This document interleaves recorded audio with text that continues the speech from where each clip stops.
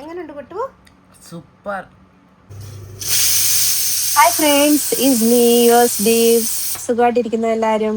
ഇന്ന് നമ്മൾ ഉണ്ടാക്കാൻ പോകുന്നത് ചിക്കൻ കട്ട്ലേറ്റ് ആണ്. അതിനുവേണ്ടി ചിക്കൻ വേവിച്ചതിന് ശേഷം മിക്സിയിൽ ക്രഷ് ചെയ്ത് വെക്കുക. 2 ഉരുളക്കിഴങ്ങ് വേവിച്ച് സ്മാഷ് ചെയ്ത് വെക്കുക.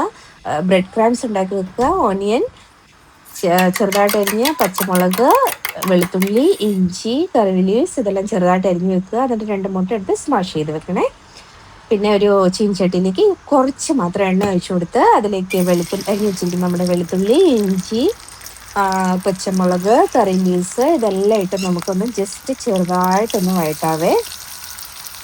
അത് കഴിഞ്ഞ് അതിലേക്ക് നമ്മൾ അരിഞ്ഞ് വെച്ചിരിക്കുന്ന ഒനിയനില്ലേ, അത് ചേർത്ത് കൊടുക്കണേ. അത് ചേർത്ത് കൊടുത്ത് അത് ജസ്റ്റ് ഗോൾഡൻ കളർ ആവുന്ന വരെ അതൊന്ന് വഴറ്റുക.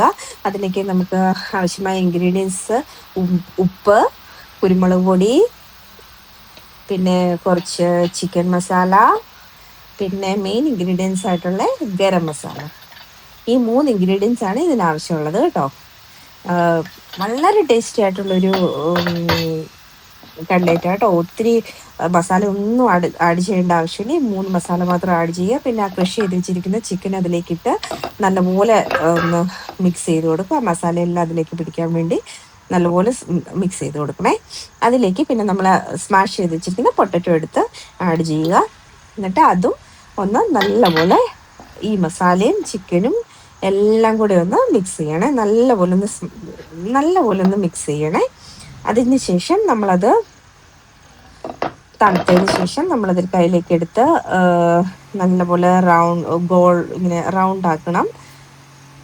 എന്നിട്ട് അതിന് ജസ്റ്റ് പ്രസ് ചെയ്ത് നമുക്കിഷ്ടമുള്ള ഷേപ്പ് കൊടുക്കുക. കട്ലേറ്റിൻ്റെ ഷേപ്പ് ഏതാണോ ആവശ്യമുള്ളത് ആ ഷേപ്പിലേക്ക് നമ്മൾ ആക്കിയെടുക്കുക. എന്നിട്ടത് മുട്ടയിലേക്ക് ഒന്ന് ഡിപ്പ് ചെയ്തതിന് ശേഷം ബ്രെഡ് ക്രാംസ് ഡിപ്പ് ചെയ്യുക. ഇതെല്ലാം അങ്ങനെ നമ്മൾ ചെയ്ത് വെക്കണേ. ഇത് ഉണ്ടാക്കാൻ പോകുന്നതിന് മുമ്പ് ഇതെല്ലാം നമ്മളിങ്ങനെ ചെയ്ത് വെക്കണം. ഞാനിവിടെ ഏകദേശം ഒരു 12 കട്ലേറ്റോളം ചെയ്തിട്ടുണ്ട് കേട്ടോ. എന്നിട്ട് നെക്സ്റ്റ് സ്റ്റെപ്പ് എന്ന് പറയുന്നത് നമ്മളൊരു പാനിലേക്ക് കുറച്ച് എണ്ണ ചൂടാക്കുക. കുറച്ച് മാത്രം മതി കേട്ടോ. ഞാനിവിടെ ഷാലോ ഫ്രൈ ആണ് ചെയ്യുന്നത്. ഡീപ്പ് ഫ്രൈ ചെയ്യേണ്ടവർക്ക് എങ്ങനെയും ചെയ്യാം, ഏതായാലും കുഴപ്പമില്ല.